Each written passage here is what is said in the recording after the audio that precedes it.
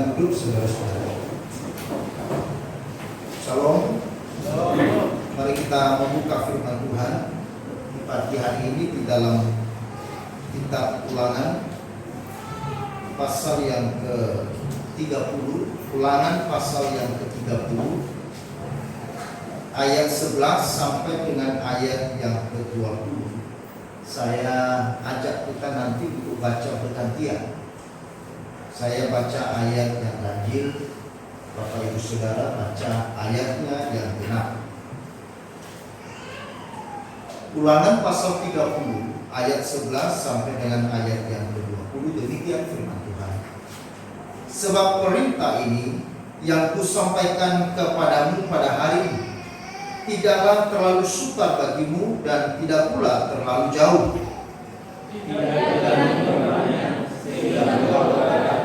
Siapa yang akan naik ke langit untuk mengambilnya bagi kita dan memperlihatkannya kepada kita, siapa yang akan melakukannya? Juga tidak di seberang laut tempatnya, sehingga engkau berkata, siapakah yang akan menyeberang ke seberang laut untuk mengambilnya bagi kita dan mendengarkannya kepada kita supaya kita melakukannya? Tetapi manusia kepadamu yang di dalam mulutmu dan di dalam hatimu tidak berkata.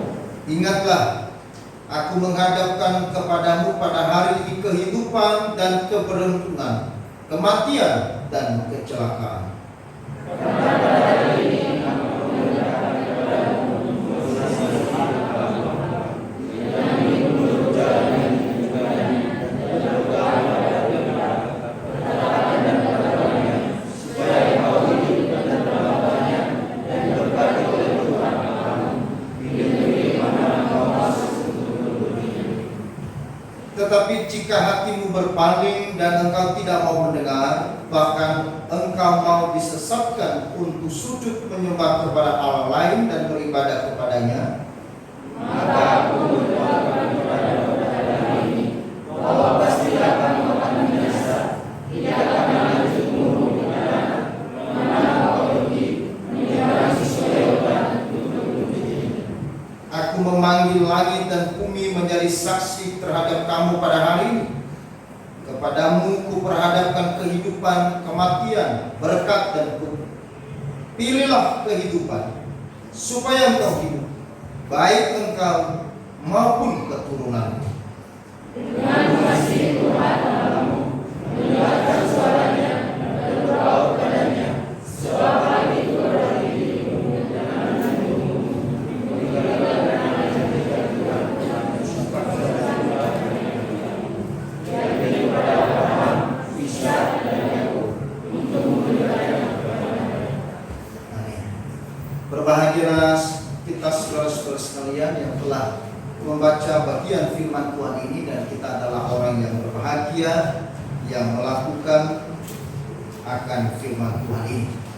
Saudara-saudara, ada sebuah cerita yaitu tentang seekor kura-kura kecil yang suatu hari berbicara ke sahabatnya, yaitu seekor elang. Kura-kura ini berkata kepada sahabatnya, kapan ya saya bisa terbang seperti burung di udara? Lalu sahabatnya si elang mendengar itu dan dia berkata, kamu mau merasakan terbang di udara? Ya tentu saja aku mau. Tetapi bagaimana caranya? Kata si kura-kura. Lalu elang kemudian mengambil sebuah kayu panjang dan berkata, dengan kayu ini kamu bisa terbang di udara. Syaratnya satu, kamu harus menggigit kayu ini dan tidak boleh berbicara selama kita terbang. Kura-kura itu sangat gembira, saudara-saudara, karena sebentar dia bayangkan dia akan terbang di udara. Dan kemudian si kura-kura berkata, saya mau. Dan akhirnya saudara-saudara, si elang mengambil kayu itu, kemudian mencengkram kayu itu, dan kemudian kura-kura menggigit Kayu itu keras-keras. Kamu siap? Kata si elang. Sudah siap. Akhirnya saudara-saudara, ya, si elang mulai mengepakkan sayapnya sedikit demi sedikit. Mereka mulai terbang. Mereka kemudian naik lebih terbang lagi. Waktu mereka sudah sampai di udara, si kura-kura begitu senang. Ya, karena ini pengalaman pertama sekali dia bisa terbang. Lalu kemudian saudara-saudara, teman-teman kura-kura yang di darat melihat dan kaget. Loh, kok teman kita bisa terbang?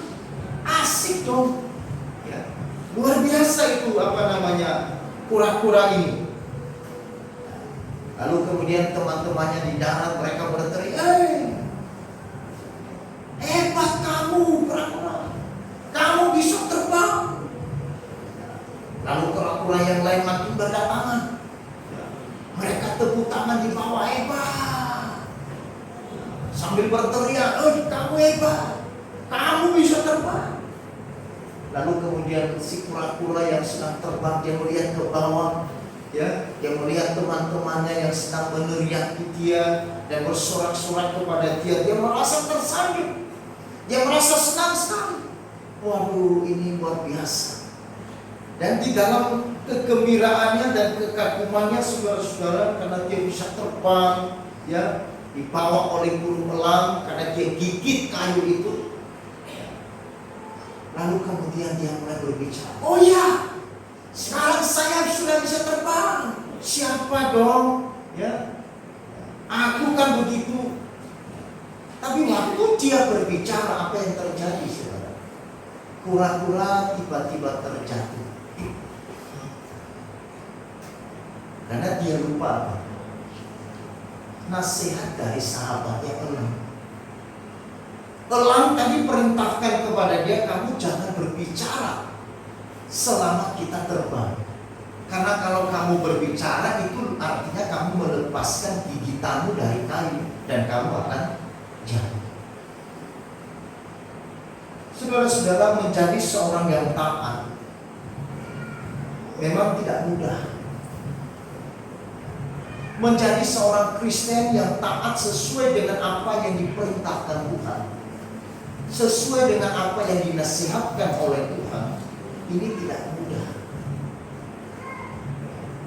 Karena di dalam hidup ini banyak sekali godaan, penuh dengan tantangan, penuh dengan pergumulan, penuh dengan segala macam hal yang membuat kita sulit untuk mentaati. Dan itulah sebabnya Musa sebelum ia mati dan berpisah dengan umat Israel, lalu kemudian saudara-saudara, Musa berkhutbah atau berpidato kepada mereka. Dia menyampaikan sebuah pesan yang penting agar umat Israel, mereka betul-betul menjadi umat yang mengingat kepada nasihat Tuhan, agar mereka di dalam memasuki tanah Kanaan yang akan menjadi negeri mereka, mereka tidak boleh lupa apa yang menjadi pesan Tuhan kepada mereka. Umat yang semula adalah budak akan segera menjadi bangsa yang merdeka dan bernegara, bahkan akan menjadi orang-orang yang hidup di dalam kelimpahan, karena mereka tinggal di Kanaan yang berlimpah dengan susu dan madu. Tentunya Musa melihat bahwa ini pun juga adalah godaan besar bagi orang Israel. Karena Musa sudah tahu betul siapakah orang Israel, yang mengenal karakter dari umat Israel. Umat Israel adalah orang yang gampang berubah setia. Mereka gampang, ya, beralih kepada ilah-ilah yang lain. Mereka adalah umat yang gampang menjadi kecewa, gampang menjadi marah, gampang berbalik dari Tuhan dan meninggalkan Tuhan. Karena itulah karakter dari umat Israel. Sehingga di akhir hidupnya saudara-saudara, Musa berpesan kepada mereka supaya mereka betul-betul memperhatikan hal ini. Jangan sampai mereka dan kemudian mereka menyembah kepada ilah-ilah yang lain. Jangan sampai mereka sudah sampai di tanah Kanaan, tanah yang berlimpah susu dan madunya, lalu mereka menjadi lupa diri terhadap pertolongan dan penyertaan Tuhan kepada mereka selama 40 tahun di padang gurun.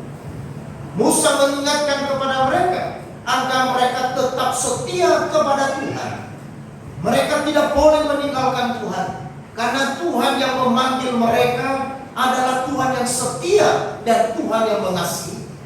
Nah, saudara-saudaraku yang kekasih dalam Tuhan, itu sebabnya lalu kemudian Musa berkata terhadap semuanya itu, aku memperhadapkan kepadamu pada hari ini, yaitu kehidupan atau kematian, berkat atau kutuk. Lalu kemudian Musa berkata, pilihlah kehidupan dan berkat. Saudara-saudara, kita lihat kembali kisah dari Adam dan Hawa di Taman Eden. Pada saat Tuhan menempatkan mereka di Taman Eden, lalu Tuhan berkata, ya, kamu boleh makan semua buah pohon di dalam taman, tetapi kamu tidak boleh, ya, makan buah pohon yang ada di tengah-tengah taman itu. Nah, saudara-saudara yang dikasihi oleh Tuhan, Tuhan memberikan free will kepada Adam dan Hawa. Tuhan memberikan kebebasan bagi Adam dan Hawa untuk memilih. Apakah dia memilih kehidupan ataukah dia memilih kematian? Tuhan tidak menciptakan Adam dan Hawa seperti robot, tetapi Tuhan menciptakan manusia dengan free will, dengan kebebasan kehendak. Nah, kebebasan itu yang kemudian boleh digunakan untuk memilih. Dan apa yang terjadi, saudara-saudara? Adam dan Hawa yang tinggal di Taman Eden yang penuh dengan kelimpahan, mereka penuh dengan kemuliaan, mereka penuh dengan damai sejahtera. Mereka tidak perlu bersusah-susah di dalam taman itu, karena Tuhan telah menyediakan segala apa yang mereka butuh. Tetapi saudara-saudara yang terkasih di dalam Tuhan, apa yang kita lihat justru kemudian Adam dan Hawa mulai tergoda dan kemudian terjatuh, sehingga mereka memakan buah pohon yang ada di dalam taman. Adam dan Hawa memilih kematian, memilih apa yang menjadi kutuk, sehingga menyebabkan dunia dikutuk oleh Tuhan, sehingga menyebabkan dunia sampai hari ini menjadi susah dan menderita. Karena Adam dan Hawa memilih bukan kehidupan, tetapi dia memilih kepada kematian dan kutuk. Nah, itulah sebabnya saudara-saudara, kembali Musa menasihatkan kepada orang Israel agar mereka berjaga-jaga. Mereka harus waspada dan mereka harus betul mengingat hal ini, supaya mereka memilih kehidupan dan memilih berkat. Nah, saudara-saudara yang dikasihi oleh Tuhan, apa yang menjadi pilihan saudara dan saya hari ini? Tuhan memperhadapkan kepada kita dua pilihan, yaitu kehidupan dan berkat, kematian atau kutuk. Pilihan itu bukan ada di tangan kita, tapi pilihan itu ada di tangan kita untuk memilih kita hidup seperti apa. Kita hidup memilih kehidupan yang memberikan berkat, memberikan kesejahteraan, memberikan nilai dan kebahagiaan surgawi, atau sebaliknya kita memilih kehidupan yang membawa kepada kebinasaan, kehidupan yang membawa kepada kematian, atau kehidupan yang membawa kepada kutuk. Dan bukan untuk diri kita, tetapi di sini dikatakan sampai kepada keturunan. Maka keputusan saudara dan saya untuk memilih kehidupan atau kematian, berkat atau kutuk, dua-duanya memiliki konsekuensi terhadap apa yang kita pilih. Bagaimana kita harus membangun kehidupan kita sebagai umat Allah, sebagai orang yang percaya. Nah, saudara-saudara yang dikasihi oleh Tuhan, jika kita memilih kehidupan dan berkat, maka yang kita harus lakukan adalah ada 3. Yang pertama, saudara-saudara, mengasihi Tuhan. Mari kita baca di dalam ayat yang ke-19-20. Aku memanggil langit dan bumi menjadi saksi terhadap kamu pada hari ini. Kepadamu kuperhadapkan kehidupan dan kematian, berkat dan kutuk. Pilihlah kehidupan supaya engkau hidup, baik engkau maupun keturunan, dengan mengasihi Tuhan Allahmu, mendengarkan suaranya, dan berpaut kepadanya. Sebab hal itu berarti hidupmu dan lanjut umurmu untuk tinggal di tanah yang dijanjikan Tuhan dengan sumpah kepada nenek moyangmu, yakni kepada Abraham, Ishak dan Yakub, untuk memberikannya kepada mereka. Ketika kita memilih kehidupan dan berkat, maka kita harus mengasihi Tuhan. Semakin kita mengenal Allah, semakin pula kita mengasihi Dia. Semakin kita mengasihi Dia, semakin dalam pula iman kita bertumbuh. Maka semakin kuat kehidupan kita, dan semakin berbuah pula kehidupan kita. Nah, saudara-saudara yang dikasihi oleh Tuhan, ini adalah sesuatu yang sangat penting. Jadi bagaimana kita hidup memilih di dalam hidup kita, saudara-saudara. Jadi seperti apakah kita hidup? Karena semakin kita mengenal Allah, kita semakin mengasihi Dia. Kenapa? Karena kita menemukan kasih-Nya yang ajaib dalam hidup kita. Jadi dikatakan semakin kita mengenal Allah, semakin pula kita mengasihi Dia. Berbeda, semakin kita mengenal manusia, semakin kita mengenal buruknya manusia. Saudara, kalau semakin saudara mengenal seseorang, maka saudara akan menemukan jelek dan buruknya seseorang. Betul apa tidak? Kalau engkau tidak mengenal orang itu, engkau tidak akan menemukan buruk dan jeleknya seseorang. Makanya suami dan istri, kelemahan suami, kelemahan istri, jeleknya suami, yang paling tahu siapa? Istri atau suami.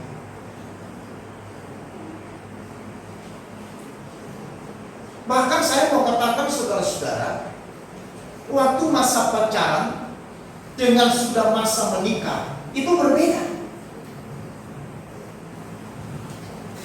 Waktu masih pacaran, engkau tidak akan mengenal pacarmu sedalam itu.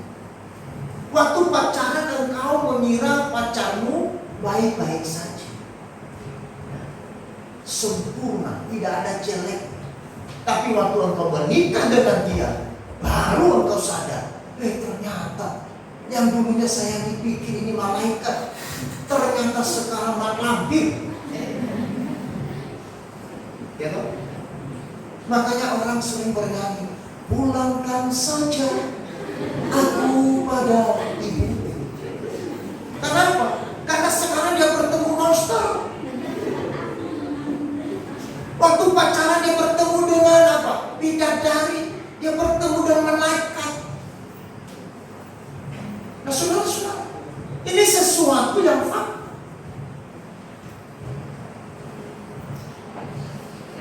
Maka kalau kita punya sahabat, yang paling kenal keburukan sahabat siapa? Ya sahabat.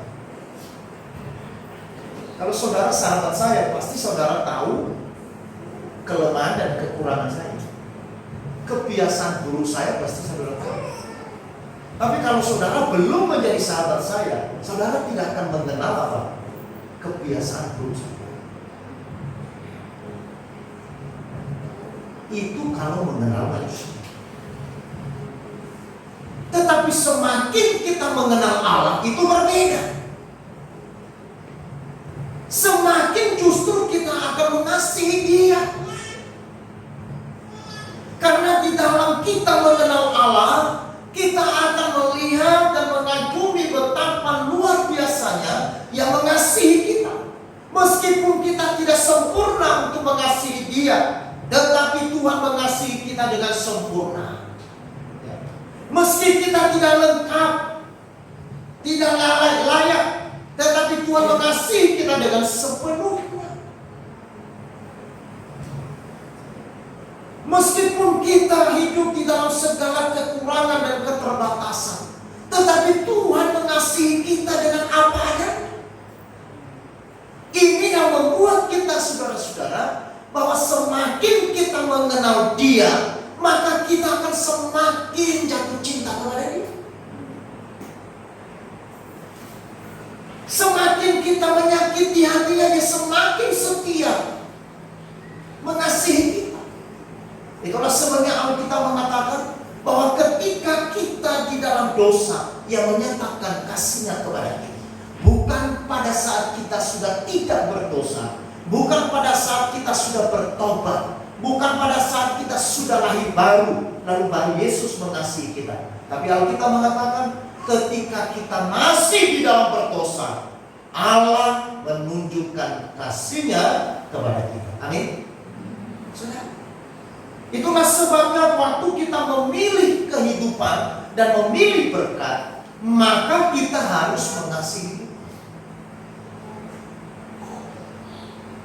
Kasih Kristus tentu bukan sesuatu yang sulit untuk kita pahami. Karena kasih Kristus adalah kasih yang terbukti dan yang dibuktikan melalui hadirnya Dia di dalam dunia untuk menjadi sama dengan manusia, dengan mengambil diri sebagai hamba dan mati di atas kayu salib dengan segala kehinaan. Kenapa? Karena Ia sedang mencari manusia yang berdosa. Itulah kasih Allah.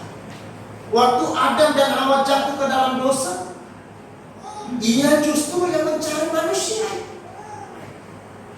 Adam dan Hawa bersembunyi dan menjauh dari Allah dan berpaling dari Allah.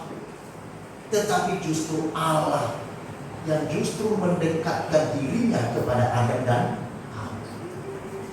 ada menutupi dirinya, tetapi justru Allah yang mencari dan membawa dia.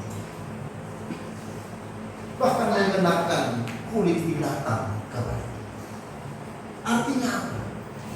Bahwa karena engkau jatuh, aku rela nantinya melalui aku datang ke dalam dunia, aku rela dikorbankan demi dosa. Itu kasih yang sempurna. Itulah sebabnya semakin kita mengenal Allah, semakin kita mengasihi Dia. Nah, kalau kita sudah semakin mengasihi Dia, maka semakin dalam pula iman kita bertumbuh. Maka pertumbuhan iman terjadi seberapa dalam kita mengasihi Tuhan. Seberapa besar kita mengasihi Tuhan, sedalam itu iman saudara. Iman itu sesuatu yang abstrak, betul? Sesuatu yang tidak bisa dilihat. Iman Pak Nui, iman Pak Ahmad, besarnya seperti apa? Ini tidak bisa dilihat. Saudara tidak bisa berkata, oh ini imanku sebesar kepala ini. Tidak bisa. Tetapi iman kita kepada Tuhan adalah sesuatu yang real, yang nyata dan kita bisa rasakan. Dan dirasakan oleh orang lain. Sedalam dan sebesar apa saudara mengasihi Yesus, sedalam dan sebesar itu iman yang saudara sedang miliki. Maka semakin kita dalam di dalam iman, semakin dalam berarti semakin kuat kehidupan kita. Amin. Karena semakin dalam kita di dalam iman, semakin teguh kita di dalam panggilan hidup kita. Meskipun banyak tantangan, banyak persoalan, tapi kita akan tetap teguh. Kita akan tetap mengasihi Dia. Seperti minggu yang lalu kalau tidak salah, atau 2 minggu yang lalu, Paulus katakan, tidak ada yang bisa memisahkanku dari kasih Allah. Kelaparan, aniaya, penderitaan, apapun, tidak ada yang bisa memisahkanku dari kasih Yesus. Kenapa saudara? Karena Dia sudah dalam mengasihi, sehingga Dia punya kekuatan. Dia boleh teguh, ya. Dia tidak bisa berubah. Dia tidak bisa digoyangkan oleh apapun, karena iman. Bahkan di dalam penderitaannya pun Dia boleh berbuah. Dalam kesukaran yang dihadapinya, Ia justru berbuah. Ia justru menjadi berkat bagi banyak orang. Ia sedang sengsara, ia sedang menderita, ia sedang dipenjara, ia di dalam kekurangan, tetapi di dalam semuanya itu justru ia berbuah-buah. Sehingga orang-orang yang lain melihat bagaimana buah-buah yang dihasilkan oleh Rasul Paulus. Saudara-saudara, makanya Regina Clarina ini berkata, kasih Allah adalah kasih yang paling kuat yang pernah ada. Itu adalah ikatan yang menarik kita kepada Tuhan dan memotivasi kita untuk melayani Dia dengan setia. Saya sangat setuju dengan apa yang dikatakan oleh seorang Regina Clarina, bahwa kasih Allah itu adalah kasih yang paling kuat yang pernah ada di dalam bumi. Itu adalah ikatan yang menarik kita kepada Tuhan dan yang memotivasi kita untuk melayani Dia dengan setia. Karena ketika kasih Allah memenuhi hati seseorang, maka itu adalah ikatan yang kuat yang menarik kita kepada Tuhan dan yang memotivasi kita untuk melayani Dia dengan kasih. Kalau kita melakukan segala sesuatu, kita berbuat segala sesuatu dengan kasih, itulah kekuatan. Dan itu adalah sukacita. Sekaligus itu adalah penghiburan yang berlimpah-limpah. Karena kita memulai dan melakukannya dengan motivasi kasih.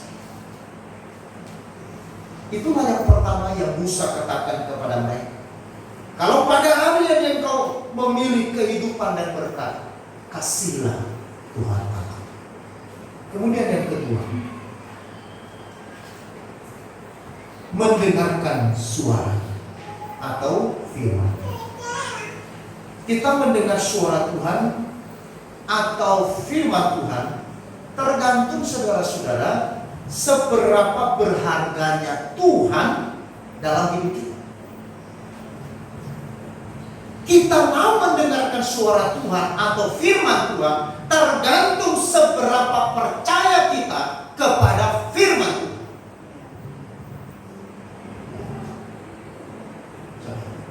Bukan seberapa pintarnya kita terhadap firman Tuhan. Bukan seberapa kita mengerti seluruh isi kitab suci, bukan. Tetapi seberapa berharganya Tuhan itu di dalam hidup saya. Kalau saya memandang bahwa Tuhan itu adalah pribadi yang begitu berharga dalam hidup saya, maka saya pasti mendengarkan suaranya. Betul ya? Tetapi kalau dia adalah seseorang yang tidak berarti, tidak berharga bagi saya, kira-kira suaranya saya dengar apa tidak? Halo? Saya pikir kurang.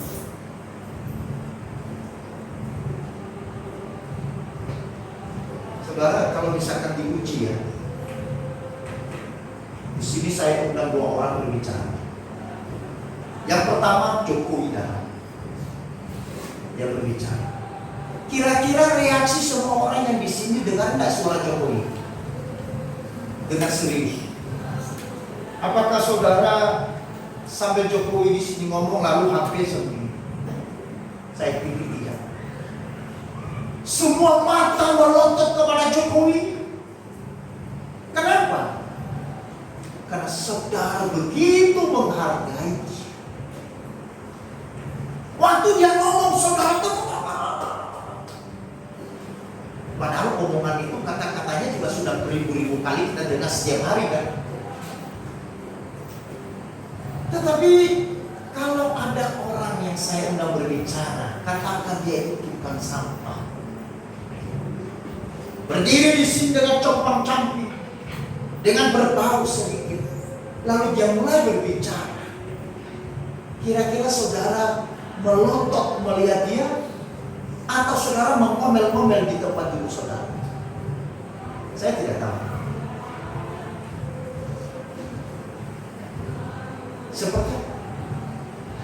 Seperti apa respon saudara terhadap dia?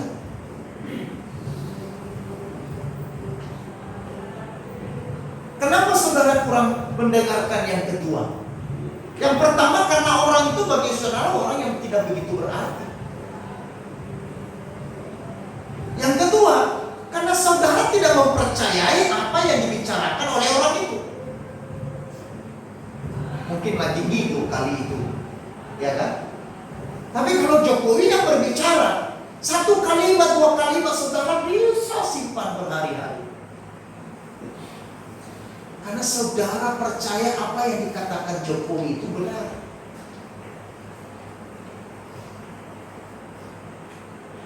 Orang Israel adalah orang yang tidak begitu menghargai Tuhan, dan orang yang sulit mempercayai firman Tuhan.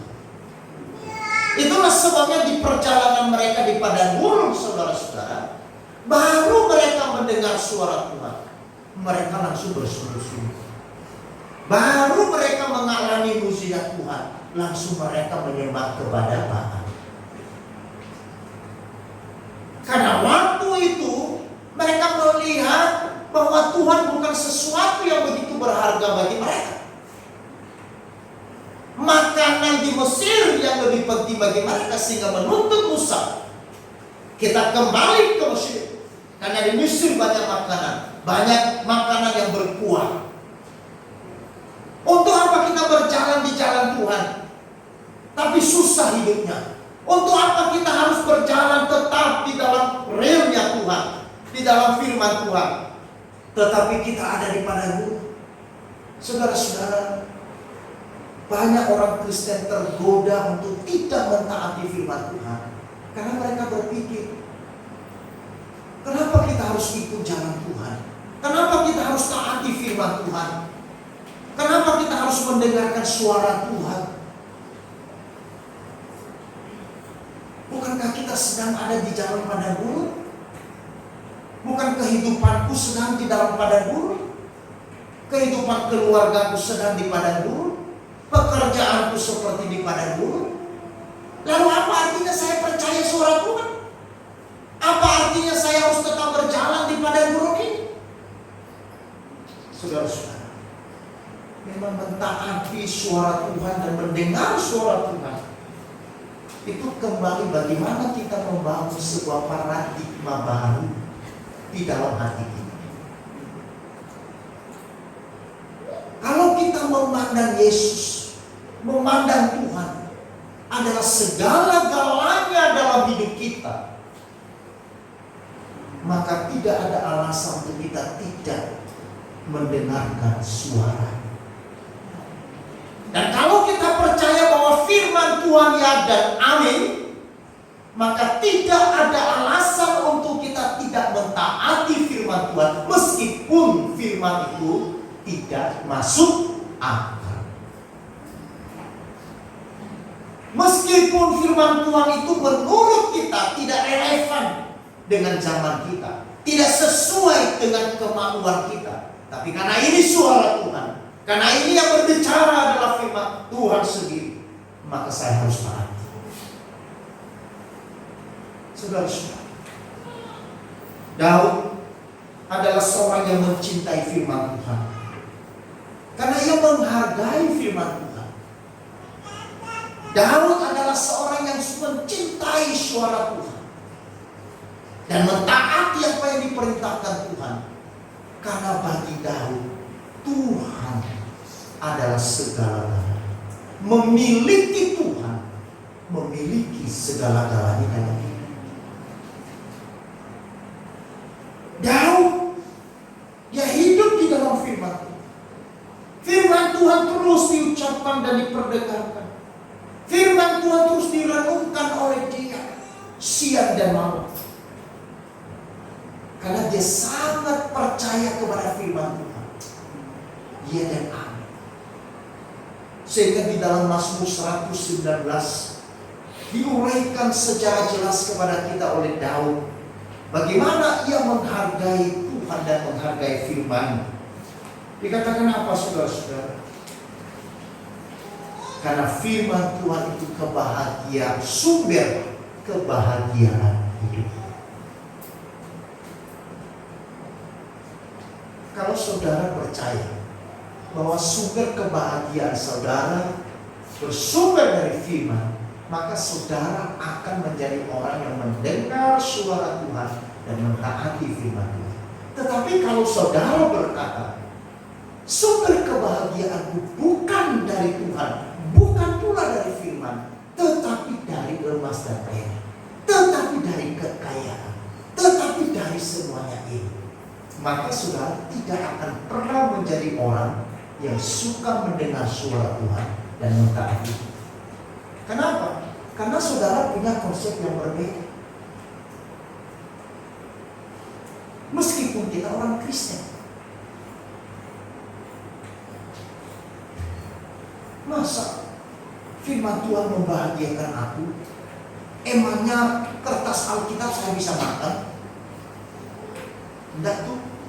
Emangnya kertas Alkitab ini bisa berubah jadi dolar, berubah jadi rupiah? Kalau berubah jadi dolar, berubah jadi rupiah, itu dia. Saya bahagia. Nah, seperti apa kebahagiaan yang saudara pikirkan di hari ini?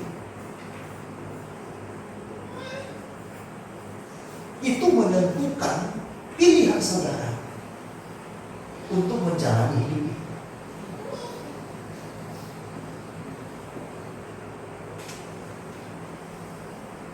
Daud berkata, firman Tuhan itu penghiburan dan kekuatan dalam setiap kesengsaraan.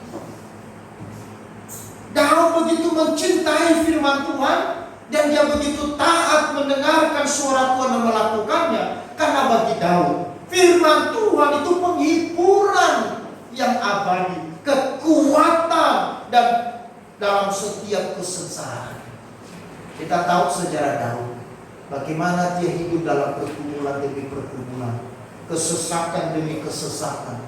Tetapi saudara-saudara, Daud bisa melewati semuanya itu karena ada firman Tuhan yang terus menghibur. Ketika anak kandungnya Absalom mengusir dia dari istananya, bahkan bukan hanya mengusir, hendak mau membunuh dia.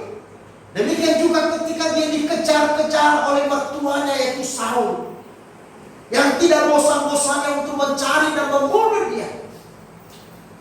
Dia bersembunyi di gua, dia bersembunyi di gunung, dia bersembunyi dan berlari-lari di padang gurun. Tetapi di dalam semuanya itu, dia melewati dengan apa? Dengan sukacita. Karena apa? Karena firman Tuhan terus menghiburkan Daud.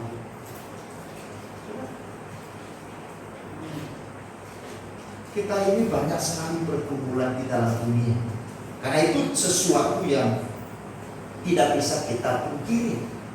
Karena selama kita masih hidup, pasti kita sedang bergumul dengan masalah. Bagi Daud, firman Tuhan itu lebih daripada ribuan keping emas dan perak. Bahkan lebih daripada emas pun. Wow. Siapa yang tidak suka dengan emas? Apalagi sekarang harganya melonjak.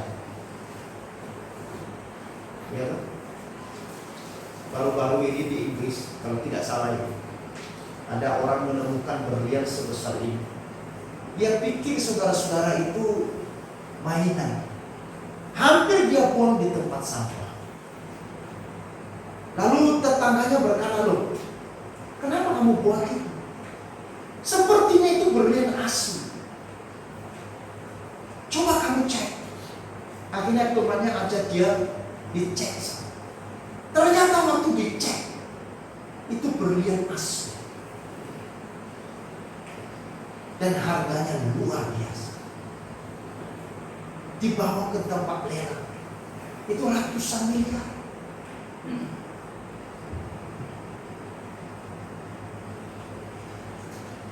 Saudara-saudara. Tapi Daud berkata, firman Tuhan bagi lebih daripada ribuan keping emas dan perak. Mengapa? Karena keyakinannya kepada firman Tuhan yang tidak pernah berubah sampai kepada kekal. Kalaupun dia punya ribuan keping emas dan perak, berlian yang mahal, itu hanya bersifat sementara. Juga dia tidak boleh bawa masuk ke dalam surga. Tidak mungkin. Berlian seindah itu pun waktu nanti dibawa ke surga, malaikat akan berkata, buang itu sampah. Ya kan? Firman Tuhan bagi Daud lebih manis daripada madu. Itu sebabnya dia terus cicipi. Dia santap firman Tuhan setiap saat. Karena membutuhkan energi. Karena dia menyadari dirinya adalah seorang yang penuh dengan kelemahan dan keterbatasan. Firman Tuhan bagi Daud adalah pelita dan terang bagi jalannya. Karena di dalam dunia penuh dengan kegelapan, maka itu sebabnya dia terus membutuhkan firman. Karena melalui firman dia bisa melangkah di tengah-tengah kegelapan, di tengah-tengah gelapnya kehidupan, di tengah-tengah gelapnya pergumulan hidup kita, di tengah-tengah rumitnya keberadaan kita. Maka kita membutuhkan terang yang bisa menerangi pikiran kita, yang menerangi hati kita, sehingga kita bisa melangkah sesuai dengan kehendak Tuhan, sehingga akhirnya kita memilih kehidupan dan memilih kepada berkat.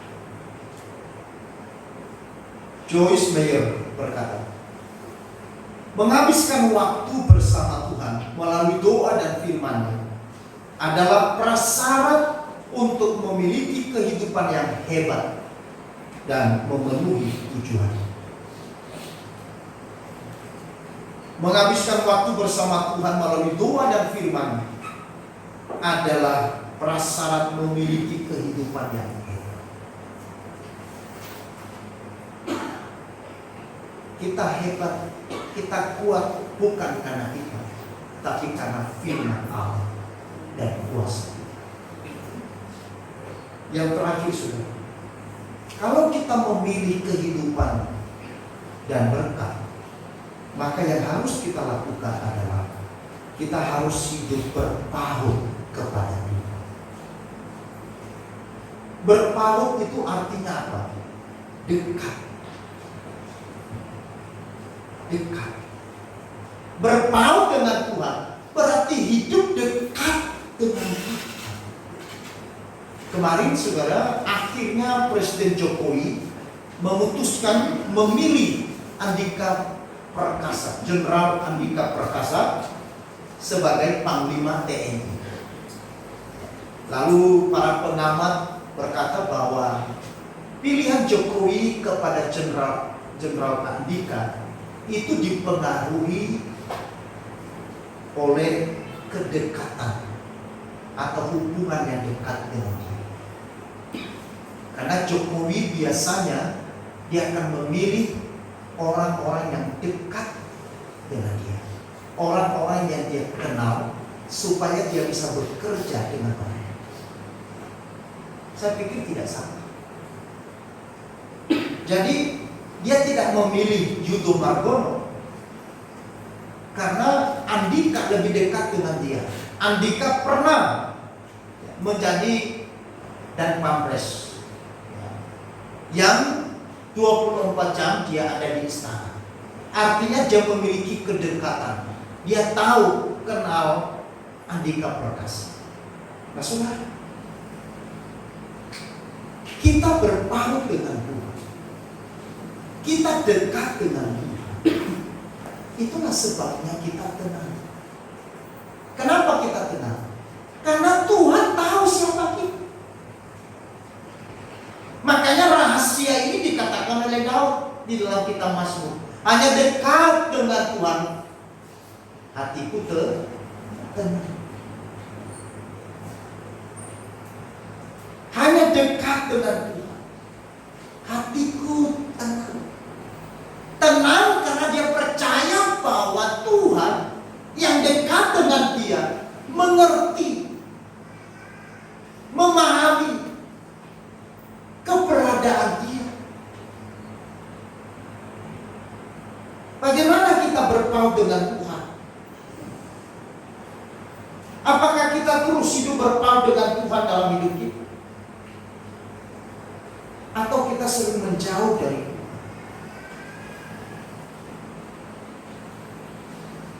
Hidup dekat dengan Tuhan, berpaut kepada Tuhan.